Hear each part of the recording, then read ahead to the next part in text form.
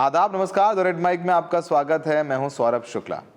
आज हम आपको गाना नहीं सुना रहे हैं, लेकिन कहावत है, बहुत यूज होती है अंग्रेजी में, गन एंड रोजेज, और हिंदी में फूल और कांटे, और मुंह में राम बगल में छुरी। राम की बात इसलिए कर रहे हैं क्योंकि बात उत्तर प्रदेश की कर रहे हैं। उत्तर प्रदेश में पिछला महीना बहुत चर्चा हुई और हमने भी जाके रिपोर्ट किया किस तरीके से उत्तर प्रदेश पुलिस ने इलाहाबाद में माघ मेले में जो छोटे शास्त्री होते हैं, उनको बटुक कहा जाता है, जो धर्म की शिक्षा दीक्षा लेते हैं, जो छोटे सन्यासी होता है, उन्हें, उनके लिए टर्म है बटुक। उन बटुक को जो शंकराचार्य जी के साथ थे, उनको यूपी पुलिस ने पटक पटक के, लिटा के, उठा के, बिठा के पीटा।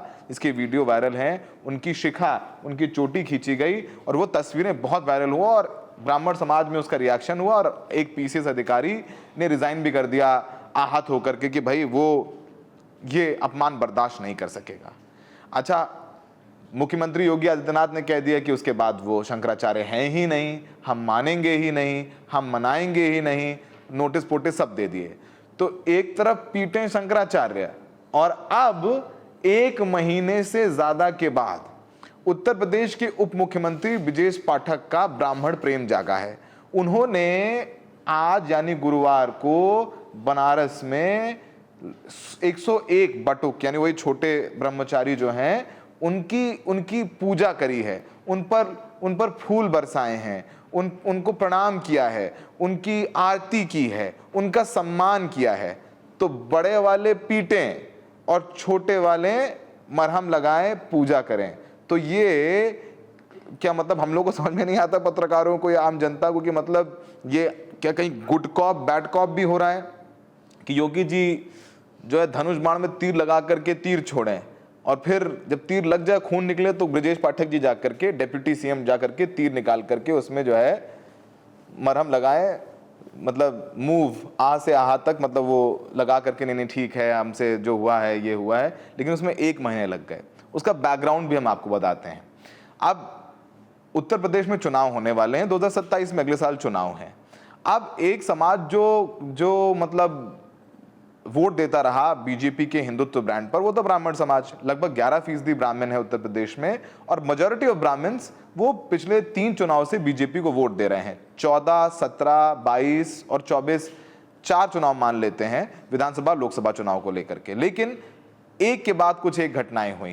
पहले मणिकर्णिका घाट टूटना, तीर्थ पुरोहितों को झूठा कहना, उन्हें मुकदमे की धमकी मिलना, फिर शंकराचार्य जी का अपमान, बटुकों की पिटाई, फिर यूजीसी, फिर अब मथुरा में भी, वृंदावन में भी गोसाई लोगों के साथ जो हो रहा है। तो एक के बाद एक ये तमाम मामले हुए। तो अब लगा कि डैमेज कंट्रोल करो।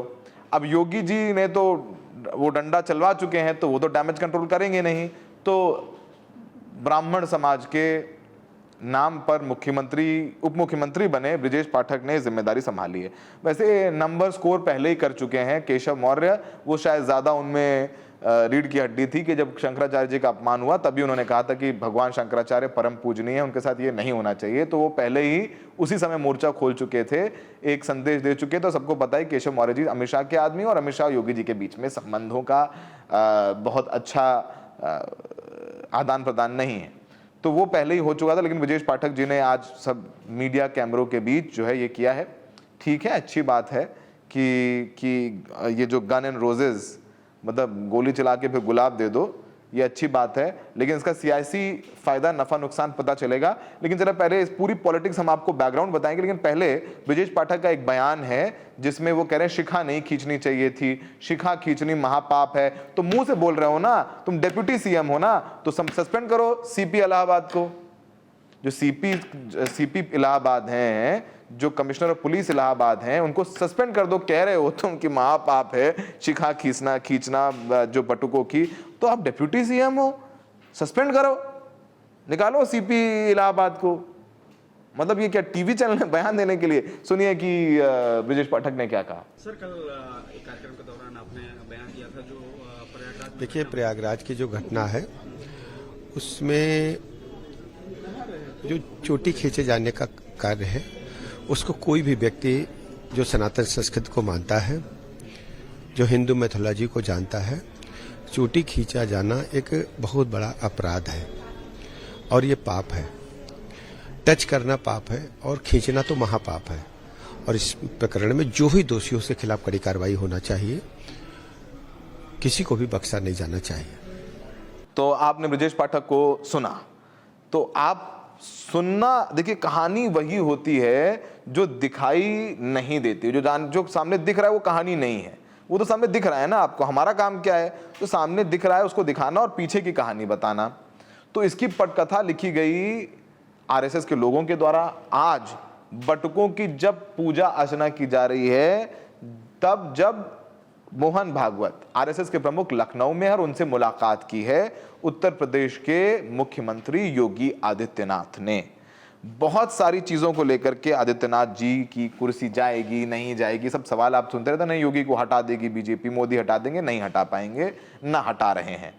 हटाना होता तो हटा चुके होते, शायद अब योगी जी को हटाना इतना आसान नहीं है। शायद हटा देता हूं, आसान नहीं है, क्योंकि उत्तर प्रदेश के पॉलिटिक्स हम समझते हैं और कवर करते हुए आए हैं। खैर, तो इस बीच जब ये केशव मौर्य जी की तरफ से जो ब्राह्मण प्रेम जागा इतने महीने बाद, तो शंकराचार्य जी का भी इस पर बयान आया है। तो उन्होंने कहा है कि पहले पिटाई करो, पहले मारते हो फिर फूल चढ़ाते हो। तो ये बात शंकराचार्य जी ने कहा, और उन्होंने कहा कि जो उनके बटुकों को पिटाई की गई है, उन्हें धमकाया गया है, अब उसके खिलाफ वो 11 मार्च को लखनऊ कूच करेंगे। और तो अब लखनऊ कूच करेंगे, तो शंकराचार्य जी का लखनऊ कूच करने का मतलब है कि एक ब्राह्मण समाज को एकीकृत कर बीजेपी के खिलाफ होना, क्योंकि पिटाई तो हुई है। बच्चों को क्यों पीटते हो 9-10 साल के? वो बयान हमने उनसे बात की जिन बच्चों को पीटा गया, उन्होंने बताया किस तरीके से उनको पीटा गया। पैरों में चोट देखी है हमने, खून निकलता हुआ देखा है, मतलब हड्डियां तक टूटी हैं इन बच्चों की। उनको क्या पीटना है? मतलब अगर कार्रवाई करनी है तो अब आपको लग रहा है कि कानून तोड़ा, आप कार्रवाई करिए। आप बच्चों को पीटते क्यों? क्योंकि आप के पास पुलिस है तो आप वो कर सकते हैं। तो स्वामी जी ने कहा कि क्या ऐसा करने से शांति हो जाएगी? आप किसी को मारते हो फिर फूल चढ़ाते हो, ये कैसे संभव है? उन्होंने कहा कि बड़े पद पे बैठने से किसी को अन्याय करने का लाइसेंस नहीं मिल जाता है।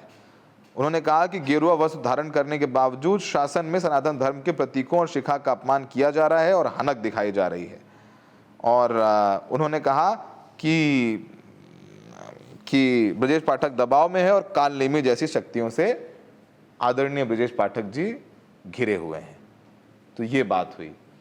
अब मैं फिर यही कह रहा हूं कि ब्रजेश पाठक जी पूजा कर रहे हैं बटुकों की, बहुत अच्छा कर रहे हैं, और उनके पास एक बहुत बड़ा मौका है कि वो ब्राह्मणों के विश्व के सबसे बड़े नेता बन जाएं। आज ही वो लिखें अपने लेटर हेड पर, मतलब प्रयत्न करना तो इंसान कर्मण्येवाधिकारस्ते, मतलब कर्म करो, कर्म ही पूजा है। भगवान, हमारा जो धर्म है, हमारे जो श्रीमद् भगवत गीता है, वो कर्म कर्म कर्म कहती है, कर्म की बात करती है। तो कर्म करें, फल की इच्छा ना करें। फल होगा तो वो नहीं कर सकते। होम डिपार्टमेंट तो योगी जी के पास है, यानी पुलिस के पास योगी जी हैं, लेकिन अपने लेटर हेड पे लिख तो सकते हैं कि मेरी इच्छा है, मैं उत्तर प्रदेश के डिप्टी सीएम हूं, मैं योगी जी से निवेदन करता हूं कि शंकराचार्य जी और उनके बटुकों की पिटाई के मामले में लोगों की भावनाएं आहत हुई हैं, कृपा करके CP Allahabad, commissioner of police Allahabad को सस्पेंड करें, निलंबित करें। क्या लिख सकते हैं ब्रजेश पाठक? एक बहुत बड़ा सवाल है। तो हमें लगा इस पर्सपेक्टिव में बोले। अच्छा, इस पर शिवपाल यादव, अब विपक्ष का बयान भी आया है, वो भी सुन लीजिए। डिप्टी चीफ मिनिस्टर उसी सरकार में हैं जिसमें पूजनीय शंकराचार्य जी का अपमान किया है। अब कितना भी ढोंग कर लें, बटुकों को ला करके कितना भी ढोंग कर लें, जब पूजनीय शंकराचार्य जी का अपमान हुआ है तो उनके सम्मान में उनको इस्तीफा दे देना चाहिए। क्यों? उसी सरकार के ये लोग डिप्टी चीफ मिनिस्टर हैं। इसी से पता चलता है उनके शासन प्रशासन में कितनी चल रही है। तो आपके बयान सारे सामने हैं। शंकराचार्य सामने हैं, ब्रजेश पाठक सामने हैं, योगी जी कुछ कह रहे हैं, ये मरहम लगा रहे हैं, तो मतलब तुम ही मारो, तुम ही फूल दो, तुम ही कहो मैं तुम्हारा अन्याय नहीं होना चाहिए, बयान देना चाहिए। अब टू लेट हो गया, बहुत देर हो गई, ये चुनाव के नतीजे बताएंगे। और लोग कहते हैं कि हर चीज सियासत नहीं होती है। अरे भैया, उत्तर प्रदेश में या इस देश में हर चीज सियासी नफे नुकसान को ध्यान में रख करके की जाती है, और सियासी नफा नुकसान उठाने के लिए यहाँ बहुत सारे निर्णय होते हैं। तो अब दोनों तरफ से होते हैं, नहीं कह रहा विपक्ष नहीं करता है, विपक्ष भी करता है और सरकार भी करती है। तो अंत में क्या होगा, नतीजे क्या होंगे, पॉलिटिकल बैकलैश क्या होगा, वो मैं नहीं पता, लेकिन जो हो रहा है उसको हमने एक पर्सपेक्टिव में रख करके आपके सामने परोसा है।